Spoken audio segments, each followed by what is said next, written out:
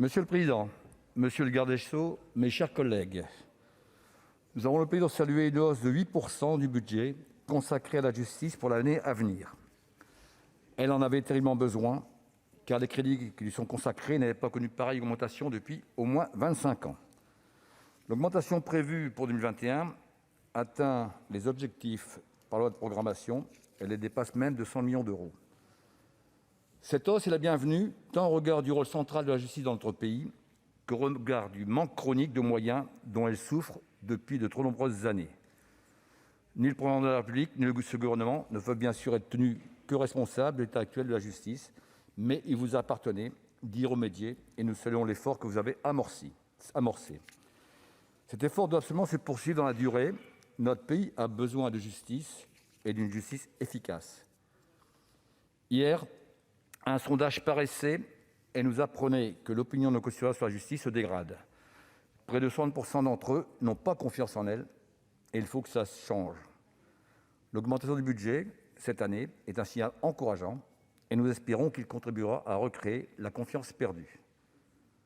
Aujourd'hui encore, la justice est trop lente et pour cause.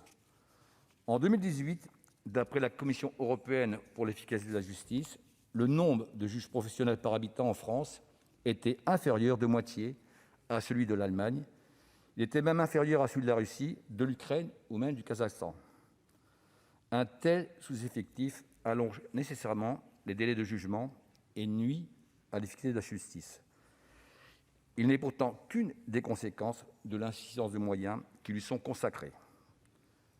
La surpopulation carcérale en est une autre. À cet égard, il a fallu une pandémie pour que le taux d'occupation de nos prisons passe sous le seuil des 100%. Il est depuis peu repassé au-dessus. Il faut absolument finir avec cette surpopulation.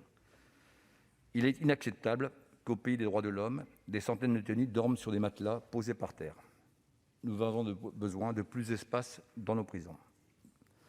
Sans penser qu'elle constitue la seule réponse efficace à la délinquance, cette peine doit néanmoins pouvoir être exécutée dans des conditions convenables, à la fois afin de respecter nos engagements en matière de protection des droits humains, mais aussi afin de mieux lutter contre la récidive. Nous saluons l'effort consenti pour la création des 7 000 premières places, dont l'achèvement est prévu en 2023. Il est essentiel de ne pas prendre de retard sur ce sujet. Parallèlement, le développement des alternatives à la privation de liberté nous paraît judicieux. En les exacerbant, la pandémie a mis l'accent sur bien d'autres difficultés auxquelles l'institution judiciaire est confrontée en temps normal. Lors du premier confinement, nous avions attiré l'attention du Gouvernement sur le fait que certaines juridictions peinaient à continuer de travailler à distance, en raison notamment du manque de flexibilité des outils numériques. À ce titre, nous nous félicitons que le plan de transformation numérique soit poursuivi.